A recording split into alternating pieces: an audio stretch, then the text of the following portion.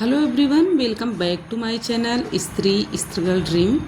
कैसे हो आप सभी? उम्मीद करती हूँ आप सब बहुत अच्छे होंगे एंड आप लोग की पढ़ाई अच्छी चल रही होगी और लोग मन लगा के अपनी पढ़ाई कर रहे होंगे, क्योंकि आने वाली जो वैकेंसी है उसमें आपको अच्छा करना है, बेहतर करना है और एक सीट अपनी पक्की करनी है। तो उसके लिए आप अच्छे से अपनी तैयारी अभी से ही स्टार्ट कर दिए होंगे। और जो लोग अभी तैयारी नहीं किए हैं, तो नहीं कर रहे हैं, तो आप वो स्टार्ट कर दें अपनी तैयारी।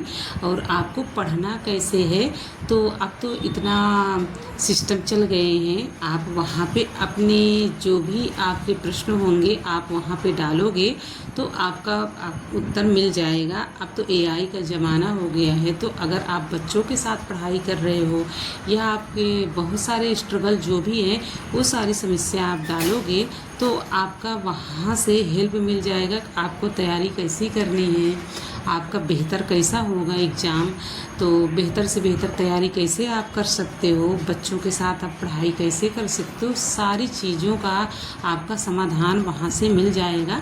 तो मैंने भी उसमें डाला था, तो मुझे भी मिला, आइडिया मिल गया कि मुझे अपनी पढ़ाई कैसे करनी है और कैसे हम अपने सिलेबस को कंप्लीट कर पाएंगे, अपनी पढ़ाई हम अच्छे से कैसे कर पाएंगे।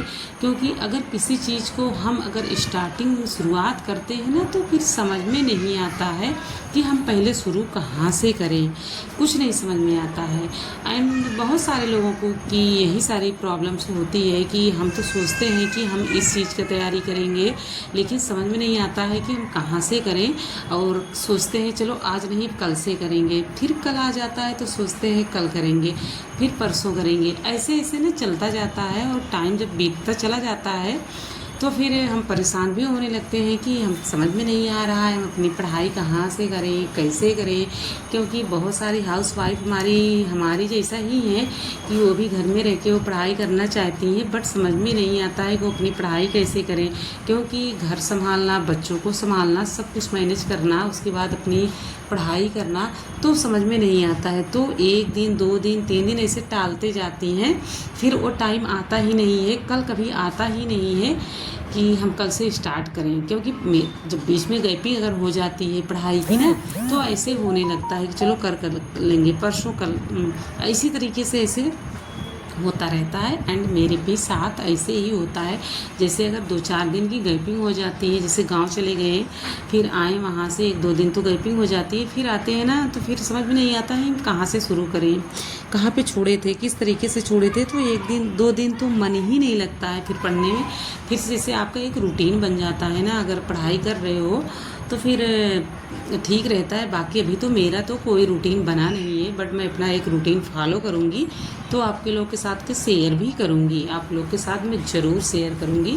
अभी बहरहाल मेरा कोई रूटीन फॉलो नहीं हो रहा है, बस ऐसे ही जब टाइम मिल रहा है तो पढ़ ले रहे हैं, इसी तरीके से चल रहा है। तो पहले तो मैंने बहुत कुछ सोचा था कि चलो बच्चों के साथ मेरी भी पढ़ाई अच्छे से मैनेज हो जाएगी, बट उतने अच्छे से भी मैनेज नहीं हो पा रही है। बहुत सारी चीज़ें अभी चल रही हैं, उसी की वजह से मैनेज नहीं हो पा रही है। बट हाँ, ये है कि चलो जब चाहो तो पढ़ लो, काम करने के बाद आपको 2-3 घंटा तो मिल ही जाता है। ये मत सोचिए कि हमको 10-10 घंटे का ही टाइम मिले, जो टाइम मिल रहा है उसी में आप अपनी पढ़ाई करिए। फिर भी मैं संतुष्ट नहीं हूँ जो मुझे अभी टाइम मिल रहा है उससे, लेकिन फिर भी कोई बात नहीं है, मिलेगा टाइम, निकालेंगे। सुबह काम करने के बाद तो टाइम ही टाइम रहेगा, फिर अपनी पढ़ाई कंटिन्यू करेंगे। अभी तो फ़िलहाल ऐसे इसी तरीके से अपनी पढ़ाई कर रहे हैं, थोड़ा बहुत कुछ नोट कर रहे हैं। क्योंकि मुझे ये चीज़ समझ में आता है कि जो भी पढ़ो थोड़ा सा नोट करते जाओ अभी से ही। तो अभी नोट कर रहे हैं, बट अभी तो कोई नोट्स नहीं बना रहे हैं, लेकिन बस हम नोट्स ही बनाएंगे, जो टॉपिक पढ़ेंगे उसका नोट्स बनाएंगे। और बुक भी हमारे पास है, 2-4 बुक मेरे पास हैं ही, तो उसको मैं पढ़ूंगी और उसमें एक टारगेट बना के रखूँगी कि मुझे 4 पेज 5 पेज इस तरीके से मुझे हर दिन पढ़ना है। और जितनी बुक हैं, 3 बुक मेरे पास है, एक काव्य की बुक है, काव्य शास्त्र की बुक है, और एक हिंदी साहित्य का इतिहास की बुक है, और मेरे पास 3 बुक हैं और व्याकरण की भी मेरे पास बुक है, तो 3 बुक हैं मेरे पास। तो उन सारी बुक को भी पढ़ूँगी, एक टारगेट बना के रखूँगी कि तीनों बुक से मैंने 2-2 3-3 पेज हर दिन मुझे पढ़ना है। बाकी तो यूट्यूब का सहारा लेना है, यूट्यूब से भी पढ़ाई करनी है। तो यूट्यूब पे तो जो टॉपिक डालेंगे आ ही जाएगा, लेकिन बुक से भी पढ़ेंगे और यूट्यूब का भी सहारा लेंगे। और नोट्स भी बनाना है मुझे, फिर से मैंने अपना स्टार्ट किया है, तो नोट्स मैं फिर से बनाऊंगी टीजीटी के लिए। अभी तो इसके पहले मैंने एलटी ग्रेड का बनाया था, बट मैं बनाऊंगी ज़रूर। सिलेबस को मैं बैक कैमरा आपको दिखा रही हूँ कि सिलेबस टीजीटी पीजीटी का कैसा है और कौन कौन से टॉपिक हमें पढ़ना चाहिए पहले। तो जैसे कि हिंदी साहित्य का इतिहास है, तो हिंदी साहित्य के इतिहास में आदिकाल भक्तिकाल है। तो इसमें काव्य, संत काव्य, सूफी काव्य, राम काव्य और कृष्ण काव्य, इनमें पढ़ना पड़ेगा आदिकाल और भक्तिकाल में। तो उसके बाद फिर हमें रीतिकाल पढ़ना है। तो ऐसा नहीं है कि हिंदी साहित्य का इतिहास हम एक दिन अगर पढ़ना स्टार्ट किए हैं तो हम इसको आज पूरा कवर कर रहे हैं, ऐसा नहीं होगा। एक एक आप पढ़िए कि एक दिन में एक ही टॉपिक पढ़िए। जैसे आपने हिंदी साहित्य के इतिहास में आदिकाल पढ़ा है तो आदिकाल पढ़िए, फिर उसके बाद नेक्स्ट डे आप भक्ति काल को पढ़िए। भक्ति काल में फिर काव्य, संत काव्य पढ़िए, फिर सूफी काव्य पढ़िए, फिर राम काव्य पढ़िए। इसी तरीके से आप पढ़िए।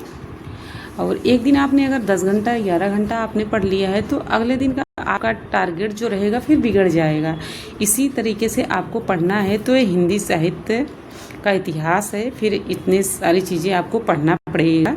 तो इसमें रीतिकाल, आधुनिक काल, भारतेंदु युग, द्विवेदी युग, छायावाद, प्रगतिवाद, प्रयोगवाद, नई कविता, इतना आपको हिंदी साहित्य के इतिहास में पढ़ना है। फिर उसके बाद हिंदी गद्य साहित्य का विकास है। इसमें आपको निबंध, नाटक, उपन्यास, कहानी, हिंदी गद्य का लघु विधाएं, इनमें आपको जीवनी, आत्मकथा, संस्मरण, रेखा चित्र, यात्रा साहित्य, गद्य, काव्य, व्यंग्य और हिंदी के रचनाकार एवं उनकी रचनाएं, इसमें आपको पढ़ना पड़ेगा। फिर काव्य के भेद, ठीक, काव्य के भेद में आपको अवयव भेद, छंद, अलंकार, शब्दालंकार, अर्थालंकार, काव्य गुण, काव्य दोष, हिंदी की बोलियां, विभाएं मतलब विभाषाएं, हिंदी की शब्द संप्रदा, हिंदी की ध्वनियाँ, देवनागरी लिपि, नामकरण, विकास, विशेषताएं, त्रुटियां, सुधार के प्रयत्न, ये काव्य के भेद में आएगा। ठीक, तो काव्य के भेद में ऐसा नहीं काव्य के भेद हमने पढ़ लिया है और हो गया, तो ऐसा नहीं है। इसमें जो जो दिया है उन सारे टॉपिक को पढ़ना है। फिर उसके बाद व्याकरण आ गया। तो व्याकरण में क्या पढ़ना है कि लिंग, वचन, कारक, संधि, समास, वर्तनी, वाक्य शुद्धिकरण, शब्द रूप, पर्यायवाची, विलोम, श्रुति, संभिनार्थक शब्द, वाक्यांश के लिए एक शब्द, मुहावरा, लोकोक्ति, ये सारी चीज़ें आपको पढ़नी पड़ेगी। ठीक, तो उसके बाद फिर संस्कृत में, क्योंकि थोड़ा सा पार्ट तो संस्कृत का भी है हिंदी में, उसको तो पढ़ना है। तो संस्कृत साहित्य में आपको पढ़ना पड़ेगा। संस्कृत के प्रमुख रचनाकार एवं उनकी रचनाएं पढ़ना पड़ेगा। कालिदास, भवभूति, मागधन, श्रीहर्ष, इनको आपको पढ़ना पड़ेगा। फिर संधि आपको इसमें पढ़ना पड़ेगी। स्वर एवं व्यंजन संधि, समास, शब्द रूप, धातु रूप, कारक, प्रयोग, ये सब पढ़ना पड़ेगा और अनुवाद भी पढ़ना है। तो ये रहे यूपी टीजीटी और पीजीटी के सिलेबस हैं। तो आप कहीं नोट करके आप रख लीजिए कि सिलेबस में क्या क्या चीज़ें हैं और क्या क्या हमको पढ़ना है। तो जितना आपके सिलेबस में उतना ही आप पढ़िए, ज़्यादा आपको पढ़ने की कोई ज़रूरत नहीं है, क्योंकि जहाँ से एग्ज़ाम पूछा जाएगा जो आएगा उतना ही पढ़िए। तो चाहे पीजीटी का आप तैयारी कर रहे हो, चाहे पीजीटी का आप तैयारी कर रहे हो, तो आप सिलेबस को आपने अगर डाउनलोड करके रखा है तो उसे लिख लीजिए। जैसे आपने फर्स्ट दिन आप क्या पढ़े हैं, तो हिंदी साहित्य के इतिहास में आपने अगर आदिकाल पढ़ा है तो आदिकाल को आप टिक करके रखिए कि मैंने आदिकाल को कंप्लीट कर लिया है। अब आपको भक्तिकाल पढ़ना है। तो इसी तरीके से आप अपनी पढ़ाई करें। जब हम पढ़ना नहीं स्टार्ट करते हैं ना, तो बहुत सारी चीज़ें होती हैं, कैसे पढ़ें समझ में नहीं आ रहा है। पहले तो आप स्टार्ट करोगे तो नहीं समझ में आएगा, बट धीरे धीरे आपको समझ में आने लगेगा। क्योंकि बहुत सब लोग वैसे तो जो तैयारी कर रहे हैं ज़्यादातर तो लोग मतलब इसी तरीके से अपना पढ़ाई करते हैं कि पहले आपने सिलेबस इंटरनेट से डाउनलोड कर लीजिए, निकलवा लीजिए, फिर उसके बाद अपना सिलेबस लिख लीजिए, फिर जो टॉपिक आप पढ़ रहे हो उस पर आप टिक करते जाइए कि मेरा ये टॉपिक कंप्लीट हो गया है। नहीं तो ऐसे पे कुछ समझ में ही नहीं आएगा, आप क्या से क्या पढ़ डालोगे। अगर आपके पास बुक है तो बुक टॉपिक वाइज आप पढ़िए। ऐसा नहीं है कि आपके पास एक भी बुक नहीं है, अगर नहीं भी है तो भी आप मार्केट से ले लीजिए, पढ़िए। तो फ्रेंड्स, आप लोग के साथ सिलेबस मुझे शेयर करना था, बस बाकी और सारी चीज़ें तो आप लोग को सबको पता ही है कि वैकेंसी आने वाली है। और आने का रीज़न है कि चुनाव तो 2027 में, या चुनाव को देखते हुए वैकेंसियाँ वैसे तो आएंगी ही। अभी तो देख रहे हो कि क्योंकि टाइम से जो चीज़ें चल रही हैं वो टाइम से कंप्लीट कराया जा रहा है, तो अभी से अपनी पढ़ाई करना है। तो मिलेंगे किसी और टॉपिक पे, तब तक के लिए बाय बाय।